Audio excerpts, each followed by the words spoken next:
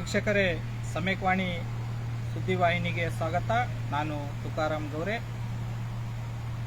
ಈಗಾಗಲೇ ಒಂದು 15-20 ನಿಮಿಷದ ಕೆಳಗಡೆ ಒಂದು ಅರಣ್ಯ ಇಲಾಖೆಗೆ ಸಂಬಂಧಪಟ್ಟಂಥ ಲೈವ್ ಅನ್ನು ನಾನು ಮಾಡಿದ್ದೇನೆ.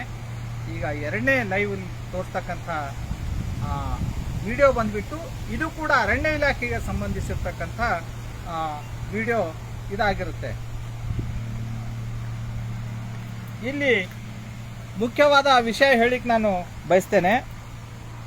ಇದು ಬಂದ್ಬಿಟ್ಟು ಅರಣ್ಯ ಇಲಾಖೆಯವರು ಹಾಕಿರ್ತಕ್ಕಂಥ ಇದೊಂದು ಸ್ಟೋನ್ ಕಲ್ಲು ಅಂದಾಗ ಈ ಕಲ್ಲಿನ ತನಕ ಇವರು ಅರಣ್ಯ ಇಲಾಖೆ ಇದೆ, ಈ ಕಡೆ ಯಾರ್ದೋ ಖಾಸಗಿ ವ್ಯಕ್ತಿಯ ಜಮೀನಿದೆ ಅಂತಕ್ಕಂಥದ್ದು ಸೂಚಿಸ್ತದೆ. ಇದು ಕಲ್ಲು, ಈ ಕಲ್ ನಂಬರ್ ಬಿಟ್ಟು KFD ಕರ್ನಾಟಕ ಫಾರೆಸ್ಟ್ ಡಿಪಾರ್ಟ್ಮೆಂಟ್. ಇದು ಯಾವುದೇ CND ಲ್ಯಾಂಡ್ ಅಲ್ಲ, ಡೀಮ್ಡ್ ಅಲ್ಲ, ಅಧಿಸೂಚಿತ ಅರಣ್ಯ ಅಲ್ಲ, ಇದು ರಿಸರ್ವ್ ಫಾರೆಸ್ಟ್ ಇದೆ, ಕಾಯ್ದಿಟ್ಟ ಅರಣ್ಯ. ಇದರಲ್ಲಿ ಏನು ಬರಲಿಕ್ಕೆ ಸಾಧ್ಯ ಇಲ್ಲ. ಈ ಸ್ಟೋನ್ ನಂಬರ್ ಬಂದ್ಬಿಟ್ಟು 57. ಈ ಕಡೆ ಹೋದಾಗ 58 ಇರುತ್ತೆ. ಇನ್ನ ಈ ಕಡೆ ಹೋದಾಗ 56 ನಂಬರ್ನ ಕಲ್ಲು ನಮಗೆ ನೋಡ್ಲಿಕ್ಕೆ ಸಿಗುತ್ತೆ. ಇಲ್ಲಿರ್ತಕ್ಕಂಥ ಮುಖ್ಯವಾದ ಇಂಟ್ರೆಸ್ಟಿಂಗ್ ವಿಷಯ ಏನು ಅಂದಾಗ,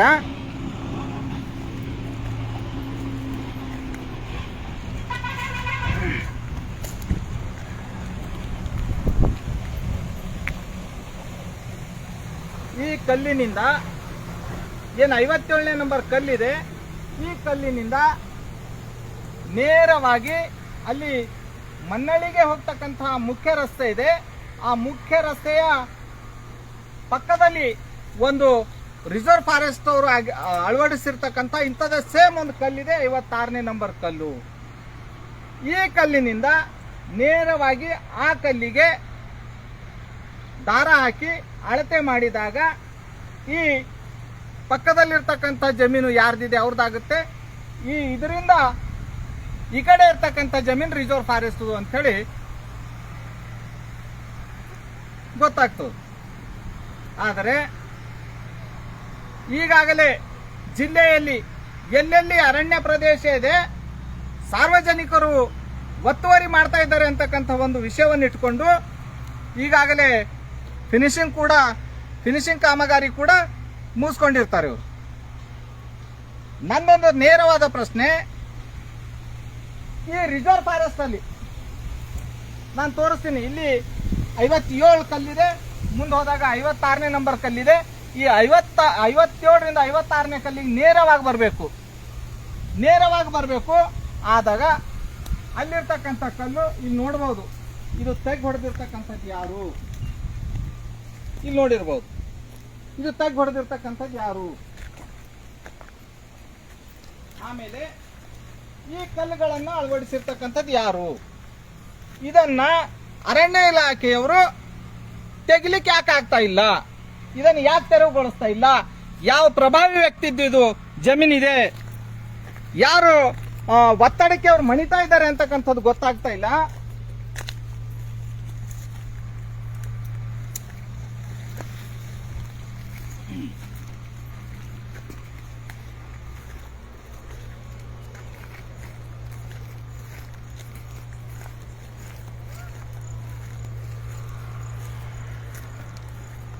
ಈಗಾಗಲೇ ಇಲ್ಲಿ ನೋಡ್ಬೋದು,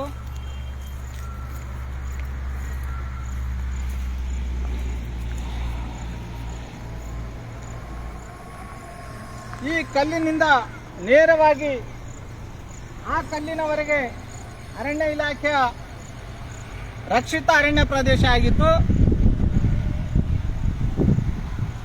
ಈ ಪ್ರದೇಶದಲ್ಲಿ ಯಾವುದೋ ಒಬ್ಬ ಖಾಸಗಿ ವ್ಯಕ್ತಿ ನೋಡ್ಬೋದು, ಈ ಅರಣ್ಯ ಇಲಾಖೆಯವರು ಗಿಡ ಹಚ್ಚಬೇಕಂತೇಳಿ ಟ್ರಂಚ್ ಕೂಡ ಹೊಡೆದಿದ್ದಿತ್ತು.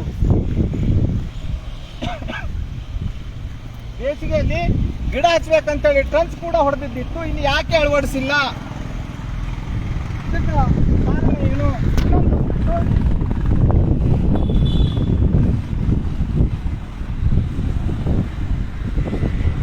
ಅಲ್ಲಿ ಕಾಣ್ತಕ್ಕಂಥ ಏನು ಕಲ್ಲಿದೆ ತಾವು ಗಮನಿಸ್ತಾ ಇರ್ಬೋದು.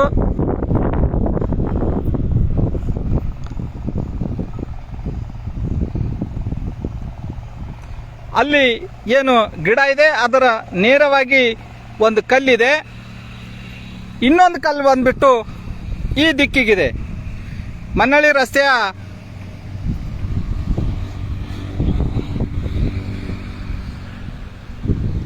ಈ ಮನ್ನಳ್ಳಿ ರಸ್ತೆಯ ಪಕ್ಕದಲ್ಲಿ ಇನ್ನೊಂದು ಕಲ್ಲಿದೆ. ಆ ಕಲ್ಲಿಗೆ ನೇರವಾಗಿ ಬೇಕಿದೆ ಆಕ್ಚುಲಿ ಆ ಕಡೆಯಿಂದ ಈ ಕಡೆ. ಆದರೆ ಇದ್ರ ಮಧ್ಯದಲ್ಲಿ ಇಲ್ಲಿ ನೋಡ್ಬೋದು ಸ್ವಲ್ಪ ದಿವಸ ಕೆಳಗಡೆ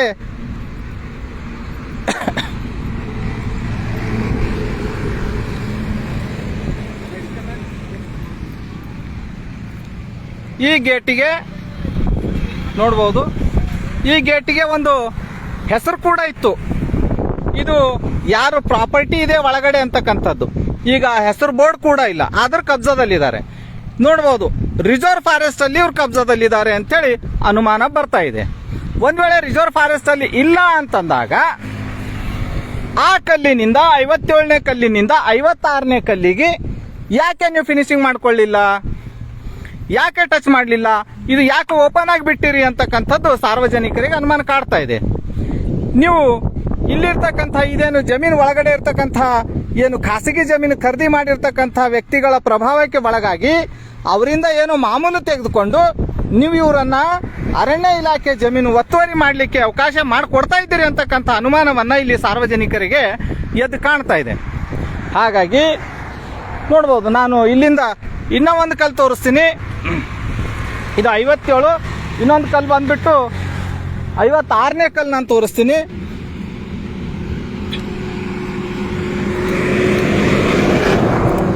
ಸುಮಾರು 2-3 ವರ್ಷಗಳಿಂದ ನಾನು ಈ ಇಲಾಖೆಯ ಏನು ಮುಖ್ಯಸ್ಥರು ಇರ್ತಾರೆ, ಮುಖ್ಯ ಅಧಿಕಾರಿಗಳಿರ್ತಾರೆ, DFO DCFಗಳು, DCFಗಳ ಗಮನಕ್ಕೆ ನಾನು ಸುಮಾರು ಸಾರಿ ತಂದೇನೆ.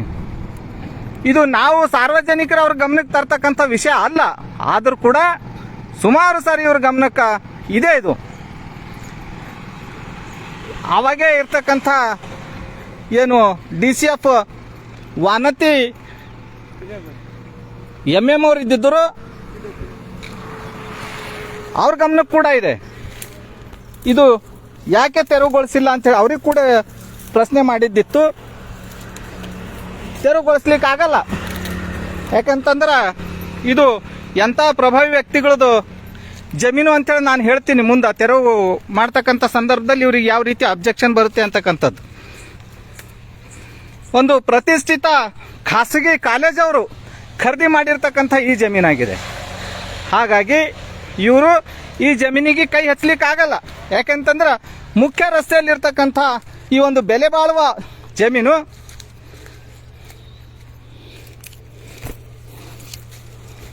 ನಾನು ಹೇಳ್ದಲ್ಲ, ಇಲ್ಲಿ Karnataka forest department reserve forest ಕಲ್ ನಂಬರ್ ಬಂದ್ಬಿಟ್ಟು 56. ಈ 56 ಕಲ್ಲು ಏರೋ ಮಾರ್ಕ್ ಆ ಕಡೆ ತೋರಿಸ್ತೆ, ಆ ಕಡೆ ಇರ್ತಕ್ಕಂಥದ್ದು 57ನೇ ಕಲ್ಲು. ಈ ಕಲ್ಲಿನಿಂದ ನೇರವಾಗಿ ಆ ಕಲ್ಲಿಗೆ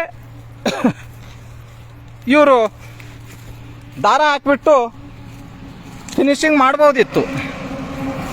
ಫಿನಿಶಿಂಗ್ ಯಾಕೆ ಮಾಡ್ತಾ ಇಲ್ಲ ಅಂತಕ್ಕಂಥ ಅನುಮಾನ ಕಾಡ್ತಾ ಇದೆ. ಯಾಕೆ ಅಂತಂದಾಗ ಇಲ್ಲಿ ಒಂದು ಪ್ರತಿಷ್ಠಿತ ಕಾಲೇಜಿನ ಖಾಸಗಿ ಮ್ಯಾನೇಜ್ಮೆಂಟು ಖರೀದಿ ಮಾಡಿರ್ತಕ್ಕಂಥ ಜಮೀನಾಗಿರೋದ್ರಿಂದ ಅವ್ರ ಕಡೆ ಇವರು ಲಂಚ ಪಡೆದೋ ಅಥವಾ ಮೇಲಧಿಕಾರಿಗಳ ಒತ್ತಡದಿಂದವೋ ಅಥವಾ ರಾಜಕೀಯದವರ ಒತ್ತಡದಿಂದಲೋ ಗೊತ್ತಾಗ್ತಾ ಇಲ್ಲ, ಇದನ್ನು ಇವರಿಗೆ ತೆರವು ಮಾಡಲಿಕ್ಕೆ ಆಗ್ತಾ ಇಲ್ಲ.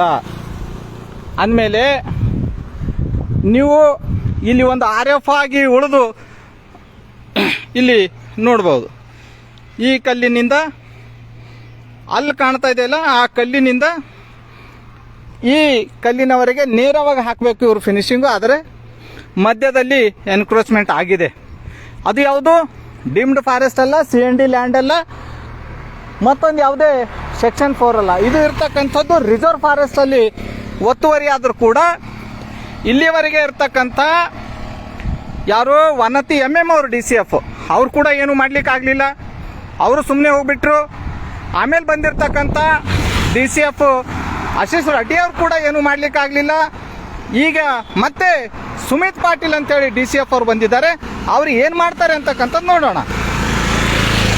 ಈ ಕಲ್ಲನ್ನು ನೇರವಾಗಿ ಫಿನಿಶಿಂಗ್ ಮಾಡ್ತಾರೋ ಅಥವಾ ಅವ್ರಿಗೆ ಬೇಕಾದ ಥರ ಏನು ಇವರಿಗೆ ಅರಣ್ಯ ಇಲಾಖೆ ಜಮೀನು ಬಿಟ್ಟು ಇವ್ರು ಕಲ್ಲು ಹುಡುಕ್ತಾರೋ ಅಂತಕ್ಕಂಥದ್ದು ಮುಂದೆ ಕಾದು ನೋಡಬೇಕಾಗಿದೆ.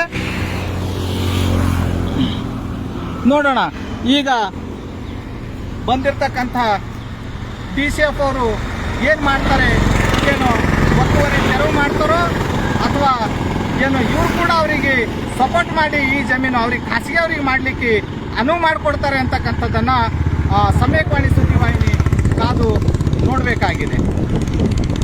ಇಲ್ಲಿವರೆಗೆ ನನ್ನ ಈ ಒಂದು ಅರಣ್ಯ ಇಲಾಖೆಯ ಭ್ರಷ್ಟ ವ್ಯವಸ್ಥೆಯ ಏನು ನಾನು ಪೋಲು ತೆರಿತಾ ಇದ್ದೀನಲ್ಲ, ಇದಕ್ಕೆ ಸಾರ್ವಜನಿಕರ ಸಪೋರ್ಟ್ ಕೂಡ ಬೇಕಾಗಿದೆ. ಕೇವಲ ಸುದ್ದಿವಾಹಿನಿಯವರು ಅಥವಾ ಪತ್ರಕರ್ತರು ಮಾಡ್ತಕ್ಕಂಥ ಕೆಲಸ ಅಲ್ಲ, ಸಾರ್ವಜನಿಕರ ಕೆಲಸ ಕೂಡ ಇದೆ. ಸಾರ್ವಜನಿಕರು ಈ ವಿಷಯದ ಬಗ್ಗೆ ಕಮೆಂಟ್ ಮುಖಾಂತರ ತಿಳಿಸಿ ಈ ಇಲಾಖೆಗೆ ಎಚ್ಚರಿಸಬೇಕಾಗಿದೆ. ಅಲ್ಲಿವರೆಗೆ